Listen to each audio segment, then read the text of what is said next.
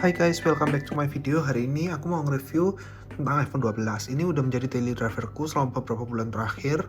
Dan aku mau ngasih impresiku bagaimana performanya iPhone 12 ini di saat iPhone 13 sudah keluar. Apakah kalian tetap harus membeli iPhone 12 atau kalian harus memilih 13? Yuk kita simak videonya. Langsung aja kita bahas.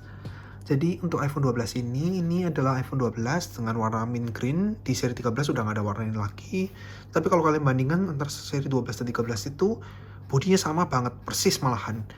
Cuma yang perbedaannya di kameranya sekarang diagonal. Jadi untuk fils menggenggamnya 12 dan 13 itu pasti sama. Cuma bedanya 13 itu juga lebih berat daripada ini karena baterainya lebih besar dibandingkan seri 12. Oke, jadi ini layarnya juga sudah AMOLED. Jadi seri 12 sekeluarga itu udah AMOLED semua, berbeda dengan seri 11 yang masih menggunakan layar IPS biasa. Dan tentu saja layar AMOLED-nya ini sangat enak untuk dilihat di mata, meskipun ini masih 60Hz. Dibandingkan dengan sekarang seri 13 Pro dan Pro Max sudah menggunakan layar 120Hz, tetapi jika dibandingkan dengan iPhone 13, maka layarnya masih kurang lebih sama dengan layar 60Hz, tetapi keterangannya lebih terang di iPhone 13 karena iPhone 13 menggunakan layar iPhone 12 Pro dan Pro Max. Sedangkan ini iPhone 12 ini layarnya sudah AMOLED tetapi lebih redup sedikit dibanding layar iPhone 12 Pro. Tetapi overall ketika digunakan sehari-hari ini iPhone masih terasa enak sekali, juga masih kencang. Ini prosesornya A14 Bionic dan dibandingkan dengan A15 kemarin waktu presentasi Apple tidak menunjukkan perbandingannya, tetapi dari beberapa sumber itu menunjukkan bahwa A15 lebih cepat kurang lebih 20% total dari benchmarknya dibandingkan dengan A14, yang berarti kecepatan itu tidak naik sesignifikan antara A13 ke A14 dari iPhone 11 ke 12. Artinya iPhone 12 ini performanya masih cukup mampu untuk beberapa tahun ke depan karena ini masih sangat kencang dan menurut saya untuk penggunaan sehari-hari itu nggak pernah nge-lag. Jadi misalnya kita buka ya antara aplikasi, loading aplikasi, nah aplikasi-aplikasi ini sangat cepat. Sayangnya di iPhone 12 dan 12 Pro ini dibedakan RAM-nya. Kalau iPhone 12 ini menggunakan RAM 4GB, jadi kadang-kadang sesekali itu ada aplikasi yang reload, tapi itu juga jarang sih. Kemudian juga bisa kita lihat dari performa gamingnya.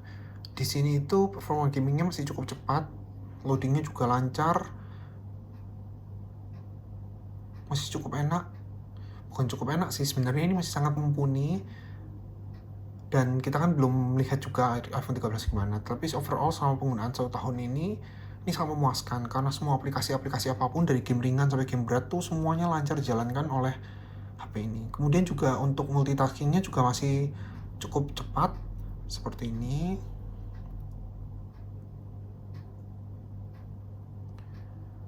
Untuk multitasking ini internetnya agak nge-lag ya tadi.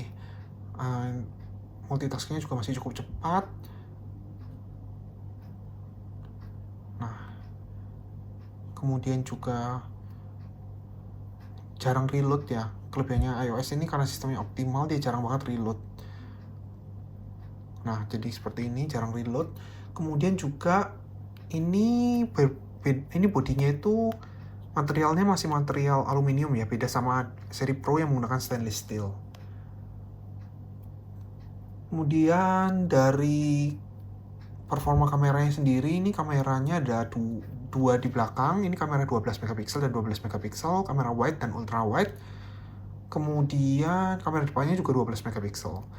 Nah, ini bedanya dengan 12 Pro, kalau kamera di sini itu cuma ada ultra wide dan wide, kalau 12 Pro ada tele dan sensor lidarnya. Jadi ini nggak punya sensor lidar, tetapi untuk kameranya sih masih bagus ya hasilnya. Seperti ini, kita ambil foto.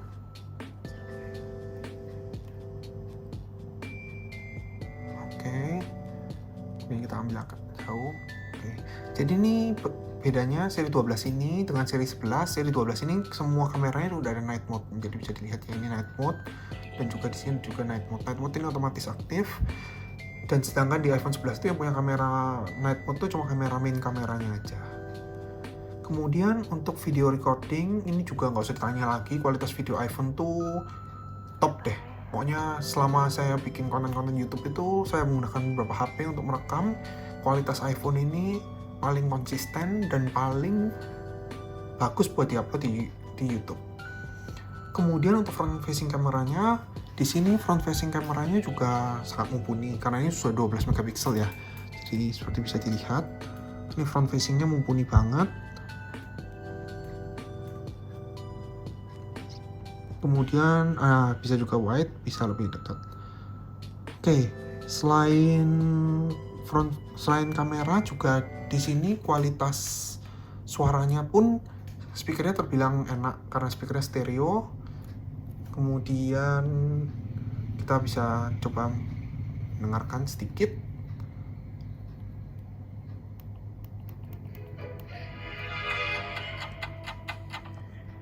Speakernya stereo.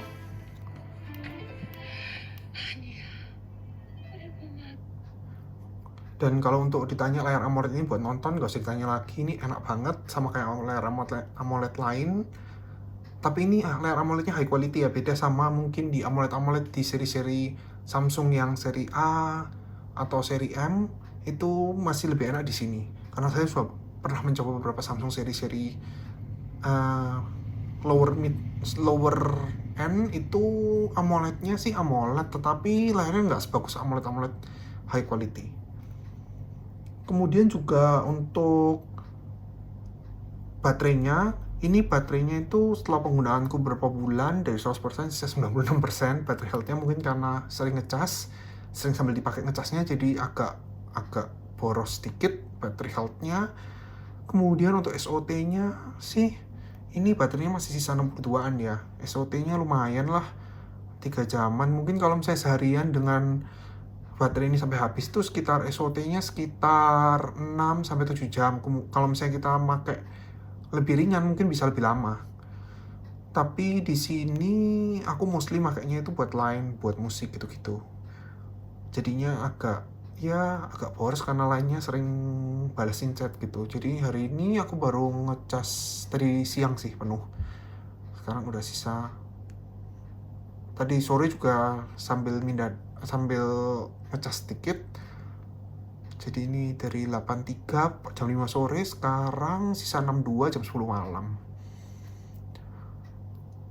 Oke, kalau misalnya kalian mau menarik kesimpulan dari HP ini, aku bisa menarik kesimpulan kalau misalnya kalian sekarang lagi bimbang untuk memilih antara iPhone 12 atau iPhone 13 yang harus kalian pilih. Yang harus kalian ingat tuh, iPhone 12 ini seri yang baru 1 tahun dan ini performanya juga masih oke. Dan juga kalau misalnya kalian tetap kekeh untuk yang iPhone 13, di iPhone 13 itu yang kelebihannya dibanding iPhone 12 ini adalah baterai yang lebih besar dan juga notch yang lebih kecil. Dan posisi kameranya berubah, sedangkan untuk kamera iPhone 13 juga sudah menggunakan teknologi di 12 Pro Max. Jadi kameranya iPhone 13 kemungkinan akan lebih bagus dibandingkan iPhone 12. Kemudian jika kalian memiliki budget yang sekitar 13 juta, 14 juta, dan kalian ingin membeli iPhone sekarang di harga segituan, ini iPhone 12 ini masih bisa saya sangat rekomendasikan. Tapi jika kalian punya budget lebih, mungkin kalian bisa menunggu untuk mendapatkan iPhone 13, karena iPhone 13 pasti akan memiliki lifetime yang lebih panjang, 1 tahun dibandingkan iPhone 12 ini. Tapi overall saya puas sih selama penggunaan saya beberapa bulan ini dengan iPhone 12 ini, karena performa yang diberikan itu konsisten dan jarang banget untuk ketemu bug dan lag untuk di iPhone 12 ini. Sekian review saya untuk iPhone 12 kali ini. See you on the next video. Bye bye guys.